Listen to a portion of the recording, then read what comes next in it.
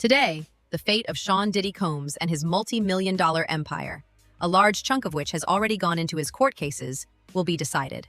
After being convicted on federal charges, he's staring down the possibility of years in prison. Federal prosecutors are pushing for a sentence of over 11 years, but Diddy's legal team is firing back, asking for just 14 months, which would mean he'd be released almost immediately. So what will it be? A decade plus behind bars or a second chance? We're breaking down everything you need to know. On one side, you have the government arguing that Combs is an unrepentant and dangerous man who deserves a lengthy sentence.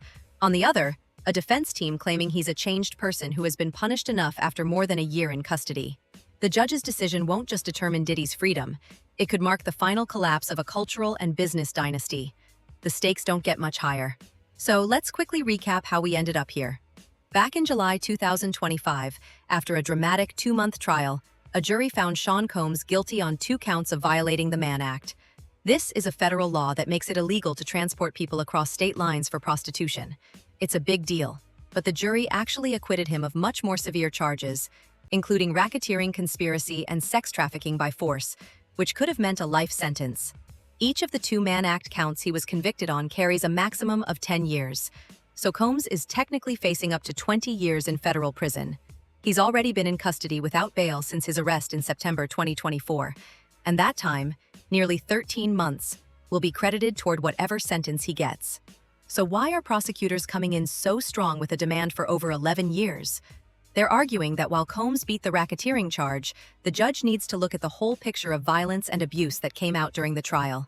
They're pointing to what they call his history of violence and control as a reason for a serious prison term. Their case gets a powerful boost from victim impact statements. His ex-girlfriend, Cassie Ventura, sent a harrowing letter to the judge, describing her time with Combs as a horrific decade. She also said she is terrified that if he walks free, his first move will be swift retribution against her and others who spoke out. Another former assistant, who testified as Mia, repeated those fears, pushing the judge for a sentence that considers the ongoing danger she believes Combs still represents. On the flip side, Diddy's legal team is asking for a sentence of no more than 14 months. With the time he's already served, that would mean he could be released very soon. Their main point is that the jury's verdict was a flat-out rejection of the government's most extreme allegations, and it would be unfair to sentence him for conduct he was acquitted of. They paint a picture of a man who has already been crushed by this ordeal. They argue his reputation is in ruins. His empire has crumbled, and he's been humbled during his time in a tough Brooklyn detention center. They also make a point to highlight that he has gotten sober for the first time in 25 years while locked up. Combs even wrote a letter to the judge himself, expressing his remorse.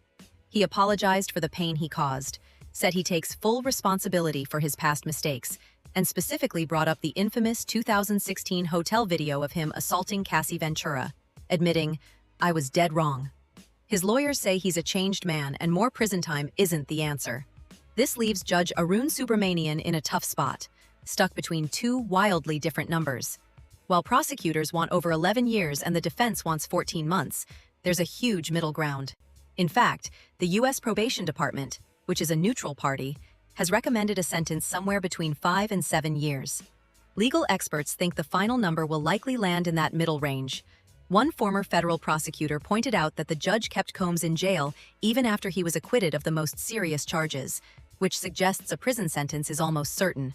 However, other experts think the 11-year demand is an overreach given the acquittals, and that the judge might be hesitant to sentence based on acquitted behavior.